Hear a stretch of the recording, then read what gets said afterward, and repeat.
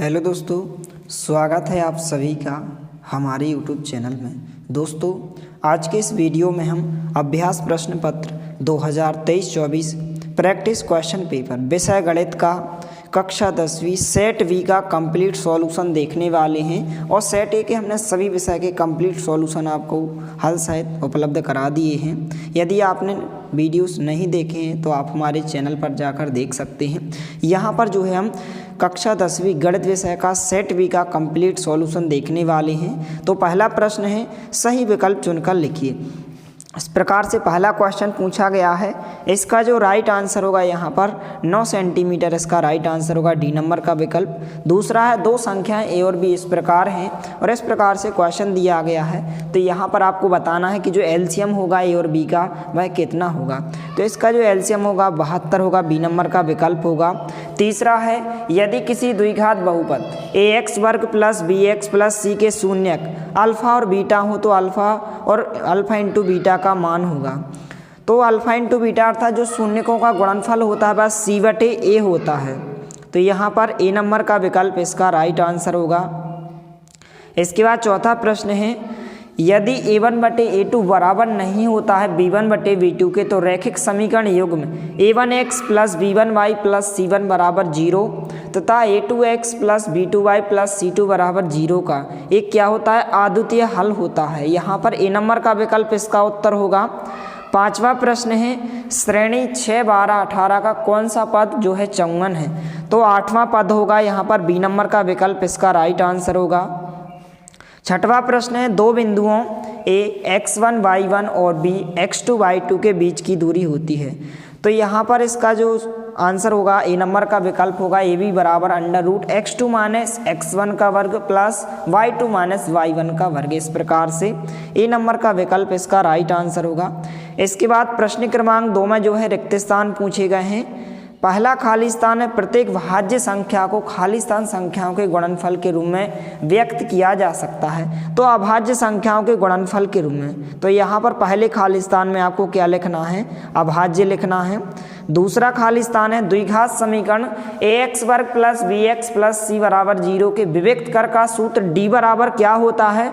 तो जो विविक्त कर का सूत्र होता है d बराबर b वर्ग माइनस 4ac होता है। इस प्रकार से दूसरे खाली स्थान का उत्तर होगा। तीसरा खाली स्थान है, यदि किसी समांतर श्रेणी का nवां पद 3 + 2n है तब श्रेणी का प्रथम पद होगा। तो श्रेणी का प्रथम पद कितना होगा, 5 होगा। तीसरे का आंसर हो जाएगा। चौथा खाली स्थान है, वृत्त को दो बिंदुओं पर प्रतिच्छेद करने वाली रेखा को क्या कहते हैं, स्पर्श रेखा, या इसी को हम क्या कहते हैं, छेदक रेखा कहते हैं। क्या कहते हैं, छेदक रेखा। चौथे खाली स्थान का आंसर छेदक रेखा होगा।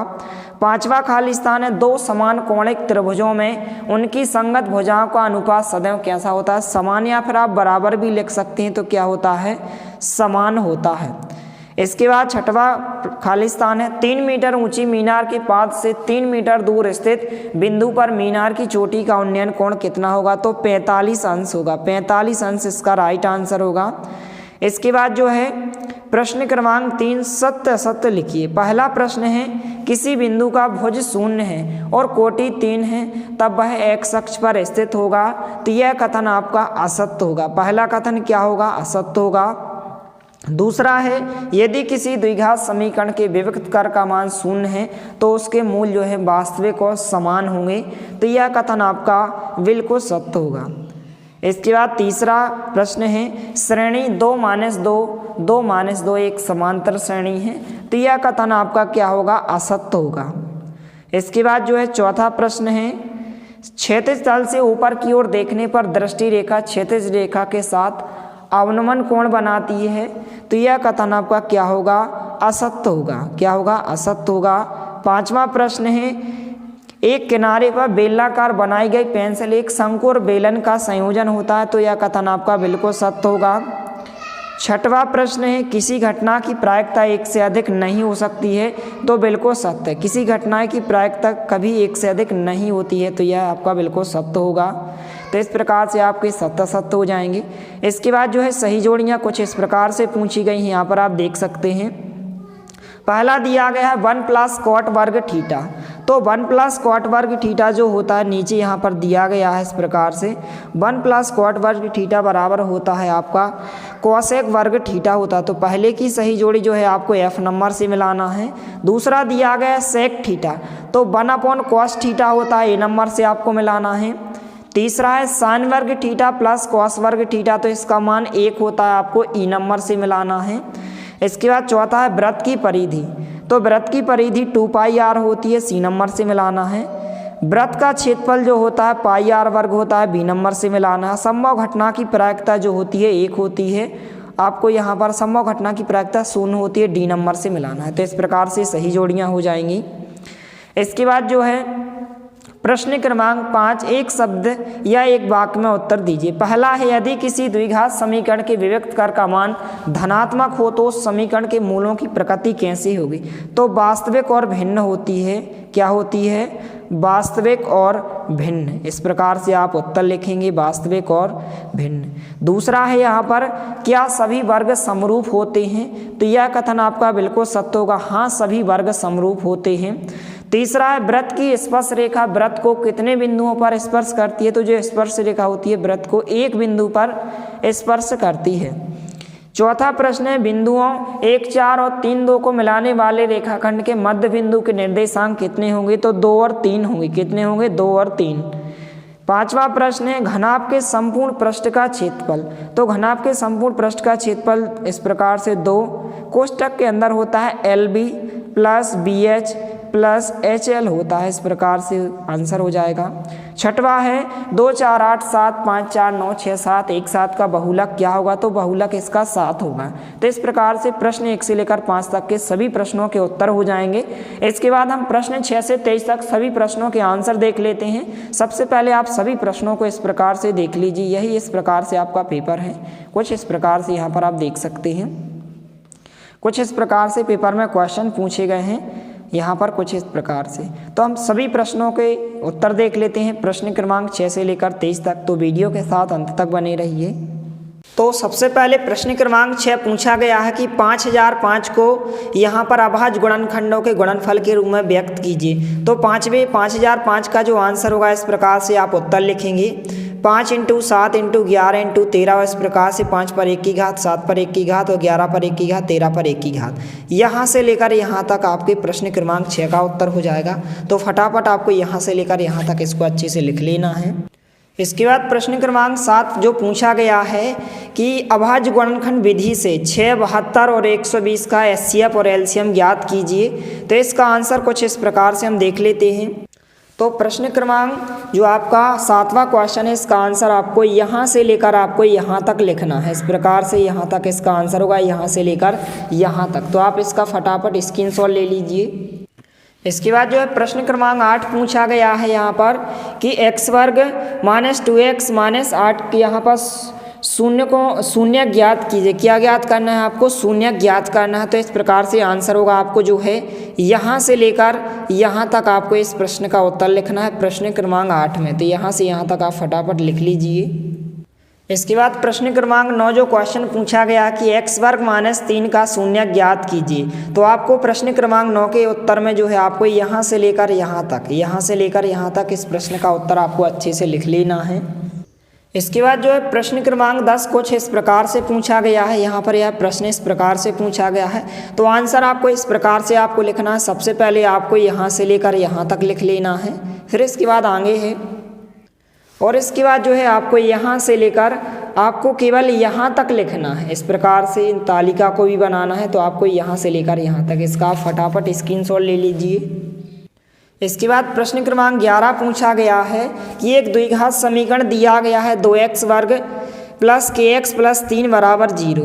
तो यहाँ पर आपको k का मान ज्ञात करना है कि ऐसे दो मूल बराबर होंगे। तो आपको प्रश्न क्रमांक 11 के उत्तर में आपको यहाँ से लिखना है, स्टार्ट करना है और आपको कहाँ तक लिखना है? यहाँ तक लिखना है। इस प्रकार यहाँ से लेकर आप यहाँ तक लिखेंगे प्रश्न क्रमांक 11 के उत्तर में।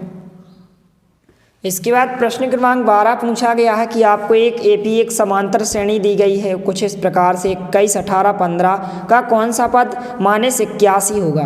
तो प्रश्न क्रमांक 12 का जो आपको उत्तर लिखना है यहाँ से लेकर आपको यहाँ तक लिखना है। इस प्रकार से आंसर हो जाएगा। तो इसका आप स्क्रीनशॉट ले लीजिए। इसके बाद प्रश्न क्रमांक 13 दिया गया है कुछ इस प्रकार से कि किसी त्रिभुज PQR की भुजाओं PQ और PR क्रमशः इस प्रकार से आपको दिए गए हैं। तो बिंदु EF और E और F स्थित है। निम्नलिखित में प्रत्येक स्थिति के लिए बताइए कि F समांतर QR है। और पहला क्वेश्चन, केवल पहला क्वेश्चन पूछा गया है। तो यहाँ पर जो आंसर होगा आपको यहाँ से लेकर, इस चित्र को भी आपको बनाना है, तो यहाँ से लेकर जो है आपको आंसर यहाँ तक लिखना है। इस प्रकार से आंसर हो जाएगा प्रश्न क्रमांक 13 का। इसके बाद प्रश्न क्रमांक 14 का जो उत्तर होगा, क्वेश्चन पूछा गया है कि AB -A और -B इन दो बिंदुओं के बीच की आपको दूरी ज्ञात करना है। तो प्रश्न क्रमांक 14 का जो आंसर होगा आपको यहाँ से लेकर कहाँ तक लिखना है, यहाँ तक लिखना है। इस प्रकार से आपका आंसर होगा यहाँ से लेकर यहाँ तक प्रश्न क्रमांक 14 का आंसर होगा। इसके बाद प्रश्न क्रमांक 15 में आपको 2tan वर्ग 45 अंश प्लस cos वर्ग 30 अंश माइनस sin वर्ग 60 अंश का मान ज्ञात करना है। तो प्रश्न क्रमांक 15 का जो आंसर होगा आपको यहाँ से लेकर यहाँ तक लिखना है, यहाँ से लेकर यहाँ तक प्रश्न क्रमांक 15 का आंसर होगा।